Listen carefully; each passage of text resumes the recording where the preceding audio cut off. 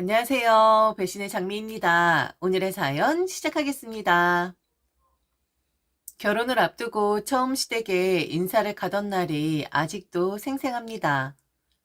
남편과 결혼을 결심한 후 처음으로 얼굴을 보이는 자리였으니까요.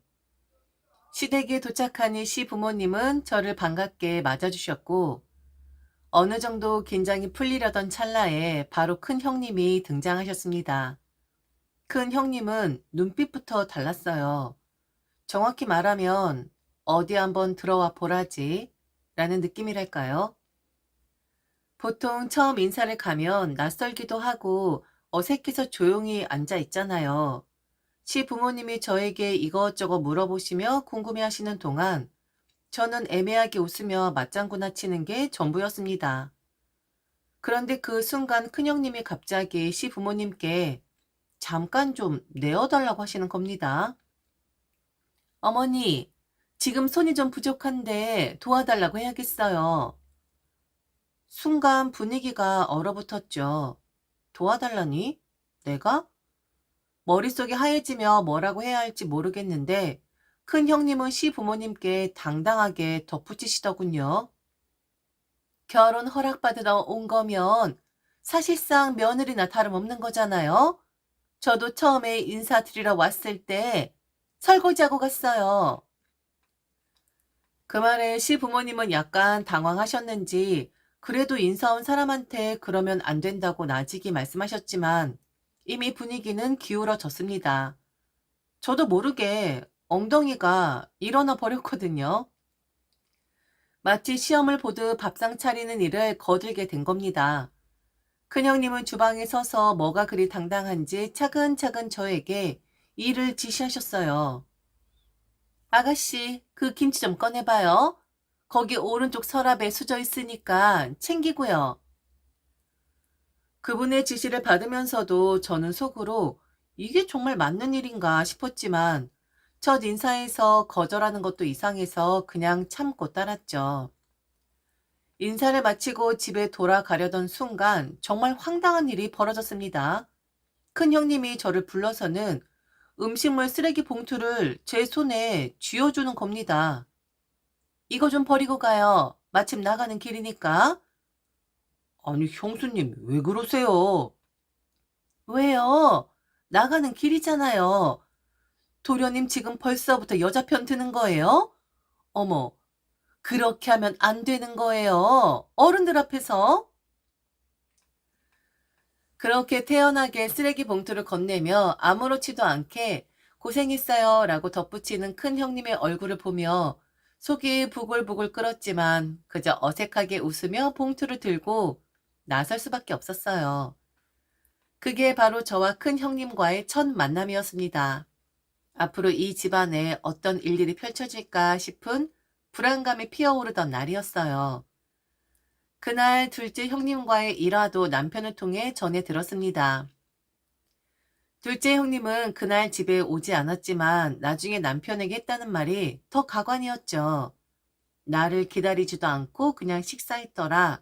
어디 한번 해보자는 거야? 라며 농담조로 말을 했다는 겁니다.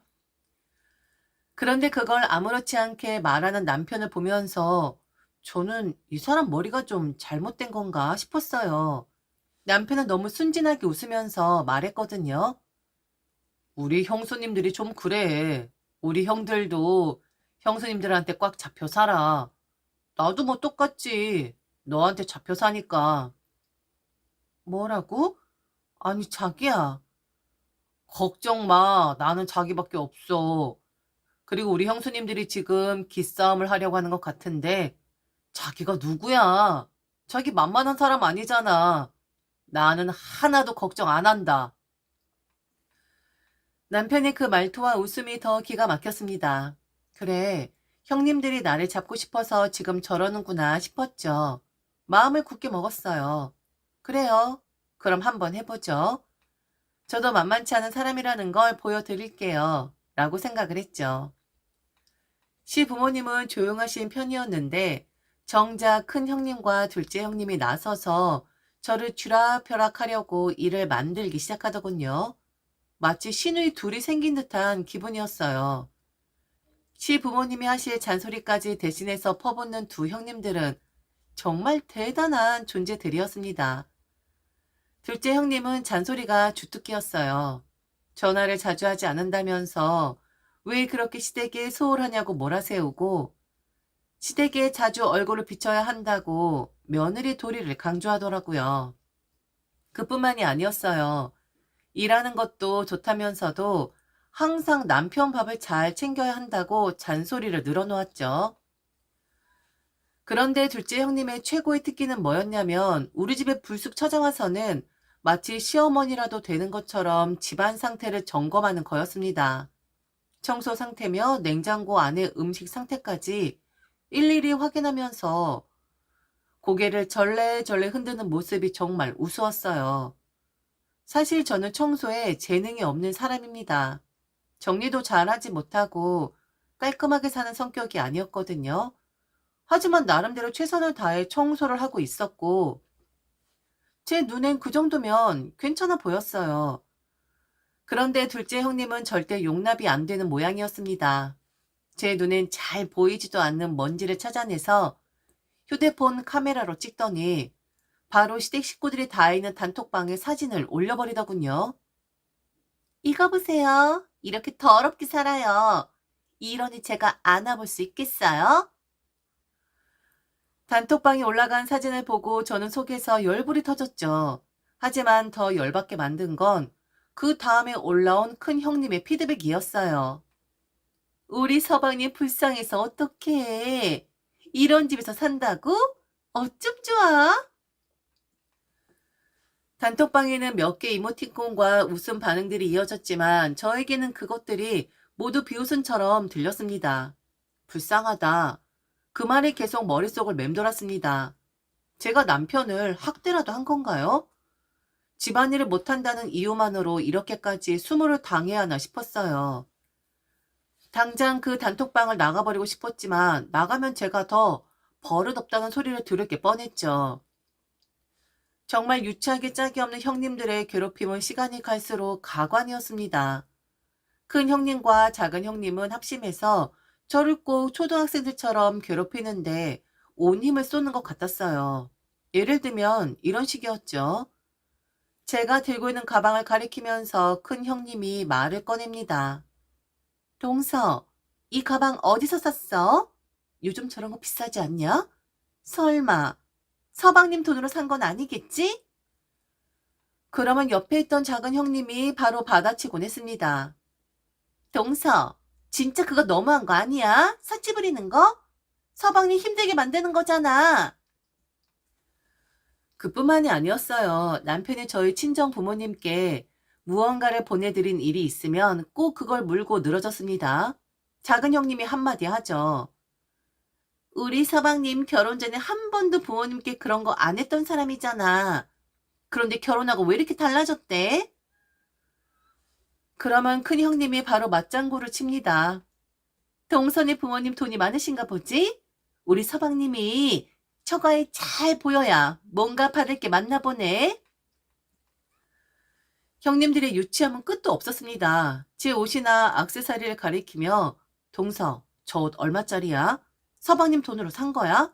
동서, 그렇게 돈 막 쓰면 안 된다라며 마치 제가 돈만 쓰고 사치만 부리는 사람인 것처럼 몰아갔죠. 심지어 남편이 저희 친정 부모님과 여행을 간다는 말을 듣고는 이런 말까지 했습니다. 서방님 처가랑은 여행도 가더라. 결혼하고 완전 바뀌었어. 우리 서방님 너무 불쌍하지 않아? 그러게 처가에 잘 보이려고 하는 거겠지. 동서 솔직히 말해봐. 처가에서 뭐 해준다고 약속이라도 했어? 그들의 말 한마디 한마디가 너무 유치하고 황당해서 차라리 웃음이 나올 정도였습니다. 제가 무슨 일을 하고 어떤 상황인지 제대로 알지도 못하면서 서방님 돈이니 처가 돈이니 계속해서 헛소리를 늘어놓는 형님들이 정말 가소로웠습니다. 저는 그런 형님들을 그냥 가만히 무시하기로 했습니다. 어차피 하나하나 대응해서 말싸움을 벌인다고 해도 저만 더 유치해지는 것 같았거든요. 그러면서 속으론 생각했습니다. 그래, 다들 떠들어라. 나는 내 길을 가겠다. 너희랑 싸우느니 내 에너지를 아껴야지. 그래도 이런 생각을 하면서도 속으로는 답답한 마음이 없을 순 없었습니다. 얼마나 더 저를 건드릴지, 얼마나 더 유치한 행동을 할지 예상조차 되지 않았거든요. 짜증도 나고 속도 상하니 이대로 혼자 끙끙 앓고 있을 순 없었어요. 그래서 친구들에게 털어놓기로 했습니다. 형님들이 나를 이렇게 괴롭히는데 진짜 어떻게 할지 모르겠어. 그렇게 이야기를 꺼내자마자 친구들은 놀라기도 하고 화를 내기도 하면서 하나둘씩 자신의 경험담을 풀어놓기 시작했습니다. 그러다가 우리 중 가장 먼저 결혼한 친구가 조용히 입을 열더군요. 너네가 괴롭힘이라고 하는 건 정말 아무것도 아니야. 나는 결혼하자마자 형님한테 진짜 당했거든. 결혼 첫 해 겨울 시댁에서 김장을 한다고 모이라고 하더라고. 나도 당연히 처음엔 도와드리러 가는 줄 알았지. 근데 형님이 갑자기 이러는 거야. 나는 일이 있어서 가봐야 하니까 너 혼자 알아서 해. 그러더니 정말 가버렸어. 아무도 안 도와주는 거야. 어머님이야 연세도 있으시고 결국 나 혼자 김장 다 했어. 배추 100포기를 말이야. 뭐? 100포기를 혼자 했다고? 너 진짜야? 사람이 어떻게 혼자 그걸 다 해? 진짜야. 형님은 그냥 가버리고 나는 새벽부터 밤 늦게까지 배추 절이고 속 채우고 다 했어. 죽는 줄 알았다니까. 야, 니들 같은 경우는 그냥 애기 수준이다. 이 정도 수준 아니면 말도 꺼내지 마. 형님 쉽사리 엄청 매워. 왜 자기가 날린지 몰라? 시어머니도 가만히 있는데 말이야. 아니 그럴 거면 왜 우리 안 불렀냐? 우리 다 같이 가서 김장하고 수육에 소주 한잔 했으면 정말 좋았을 텐데. 진짜 미련한 거 아니야? 다음엔 우리 불러. 알았지? 우리 김치 담그는 거 잘하잖아. 그렇게 웃음 섞인 위로가 오갔지만 사실 친구들의 얼굴에는 안쓰러움이 가득했어요.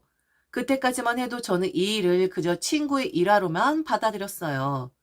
김장을 혼자 했더니 말로만 들어도 엄청난 일이었지만 그래도 제겐 남의 일처럼 느껴졌죠. 그런데 정말 기가 막히고 신기하게도 똑같은 일이 제게도 일어나고 말았어요. 제가 친구 이야기를 들으며 나는 그래도 말로만 괴롭힘을 당하니 다행이다 라고 안심했던 게 얼마나 순진한 생각이었는지 너무나도 뼈저리게 알게 되었죠. 시댁의 김장 날이었어요. 다 같이 모여 김장을 하는 날이었는데 저는 그날 저에게 닥칠 일을 전혀 예상하지 못한 채 시댁으로 향했습니다. 남편은 그날 회사 일 때문에 좀 늦게 오겠다며 혼자 가달라고 했고 별 걱정 없이 시댁 문을 열었죠. 그런데 시부모님은 안 계시고 두 분의 형님만 덩그러니 거실에 앉아 계셨습니다. 어? 어머님, 아버님은 어디 가셨어요?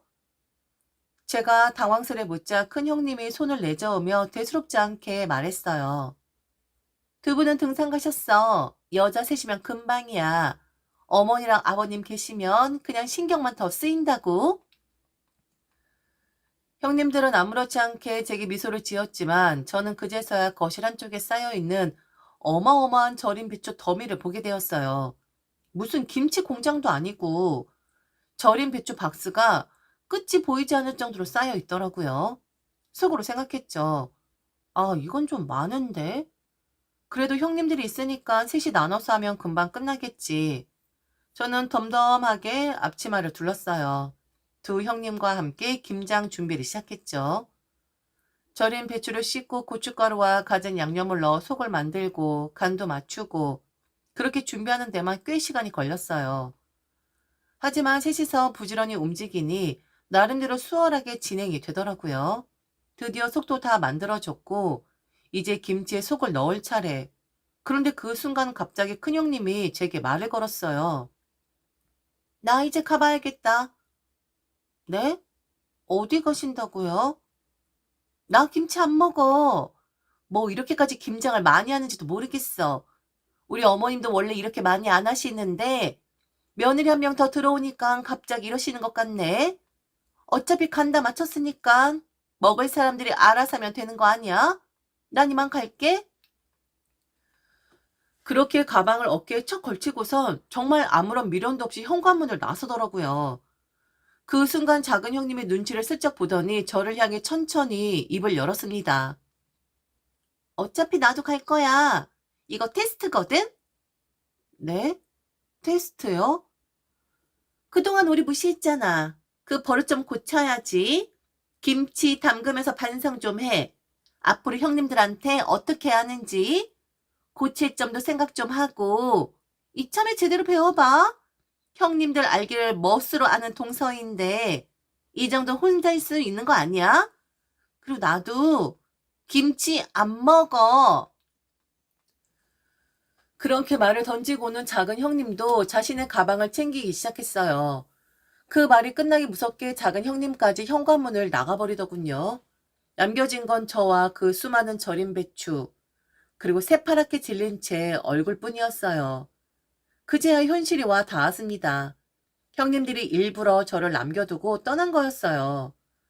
이건 단순한 김장이 아니라 동서를 길들이는 테스트였던 거죠. 그게 아니라면 배추 수십 박스를 저 혼자 남겨두고 이렇게 나갈 리가 없잖아요.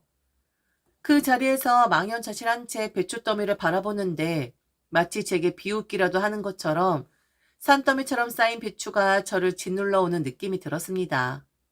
눈물이 나올 것 같았어요. 시댁에 김장 도우러 왔다가 혼자서 이 어마어마한 배추를 마주하게 되다니. 한참 동안 멍하니 서 있다가 그제야 깨달았습니다. 이젠 나도 가만히 있으면 안 되겠구나. 이건 완전히 엿먹이는 거잖아요. 시부모님은 나가 계시고 형님들은 간만 맞춰주고 싹 빠져나가다녀. 제가 무슨 김장 로봇도 아니고. 이 상황을 이해할 수 없어서 한참 동안 절인 배추 더미를 멍하니 바라봤어요. 그때 불현듯 친구들과 나눴던 대화가 떠오르더군요. 그런 일 생기면 무조건 연락해. 다 같이 팔 걷어붙이고 도와주자. 그게 친구지. 그 말이 생각나자마자 휴대폰을 꺼내 들었죠. 친구들 단톡방에 메시지를 보냈어요. 여러분, 지금 긴급 상황 발생. 나 김치밭에 빠졌음. 공짜 김치 얻어갈 사람 손들어. 나도 똑같은 일을 당했어. 얼른 이 배추 지옥에서 날 꺼내줘. 처음엔 다들 놀라더니 메시지를 읽고선 웃음 이모티콘을 마구 보내더라고요. 뭐 진짜야? 야, 지금 당장 갈게. 김치통 챙겨가야 되지? 대박. 배추밭 구경 한번 가보자고. 대충 30분쯤 지났을까요? 친구들이 속속 도착했어요. 저까지 총 5명. 김장날이라고 하기엔 너무 웃긴 조합이었죠. 다들 앞치마를 둘러매고 장갑을 끼더니 배추를 집어들며 신나게 손을 놀리기 시작했어요. 야, 간 딱 맞췄네. 이 정도면 꽤 괜찮은데? 아니, 근데 이 배추 뭐야? 계속 늘어나는 것 같은데? 새끼 까나? 너 진짜 혼자 이거 다 하려고 했어? 와, 네 형님들 대단하다. 아주 엿을 제대로 먹이려고 작정을 했었구나? 친구들은 농담을 하면서도 정말 열심히 김치를 담갔어요. 한 명은 속을 넣고, 한 명은 배추를 넘기고, 또 한 명은 김치통을 정리하고 그야말로 전투, 김장 모두였죠. 2시간쯤 걸렸을까요? 김치통은 꽉꽉 채워졌고 배추더미는 말끔히 사라졌어요. 다 끝낸 우리는 집안을 정리한 후 시댁문을 활짝 열어놓고 시원하게 환기를 시켰어요. 그때 제 머릿속에 한 가지 확신이 들었어요. 이 김치는 단 하나도 남기지 않는다. 사실 시어머니도 이 상황에 책임이 있다고 생각했어요. 형님들이 저를 곱게 대하지 않는 걸 그동안 뻔히 보셨을 텐데 이런 일을 방관하다니요. 이건 거의 형님들의 행동을 용인한 거나 다름없잖아요. 집으로 돌아가면서 저는 남편에게 카톡을 남겼어요. 김치 2통만 챙겼어. 김장 끝났으니 그냥 집으로 와. 그날 저녁 진짜 난리가 났습니다. 김치가 하나도 없으니 시댁 분위기가 어땠을지 상상이 되시죠? 시어머니는 화가 단단히 나서 저에게 전화를 걸어 물어보셨어요. 김치가 하나도 없는데 이게 도대체 무슨 일이냐? 너 지금 무슨 짓을 한 거냐? 저는 그 전화를 받으면서 오늘의 하이라이트가 이제 시작됐구나 싶더라고요.